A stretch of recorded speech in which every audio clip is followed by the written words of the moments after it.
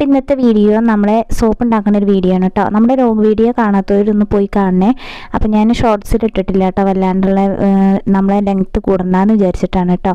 അപ്പോൾ തേങ്ങാപ്പാലിലാണ് ഞാൻ സോപ്പ് ഉണ്ടാക്കിയിട്ടുള്ളത്. 2 ബേസിൻ കാണാനില്ലേ, അതൊരു ബേസിൻ നമ്മൾ തേങ്ങാപ്പാലിലും ഒരു ബേസിൻ അവിടെ മാറ്റി വെച്ചിട്ടുണ്ട് കേട്ടോ. അപ്പോൾ നമ്മുടെ അടുക്കളയിൽ എന്തൊരു പണി എടുക്കുമ്പോഴും ഉണ്ണീസ് അതിനൊപ്പം ഉണ്ട് കേട്ടോ. ഉണ്ണീസിന് ഇങ്ങനെയുള്ള കാര്യങ്ങളൊക്കെ ഒപ്പം കൂടി ചെയ്യാമെന്ന് പറഞ്ഞാൽ ഭയങ്കര ഇഷ്ടമാണ് കേട്ടോ. അപ്പോൾ തേങ്ങാപ്പാലിൽ ഞാൻ ആദ്യമായിട്ടാണ് ഉണ്ടാക്കുന്നത് കേട്ടോ. നല്ല അടിപൊളി സോപ്പാണ്.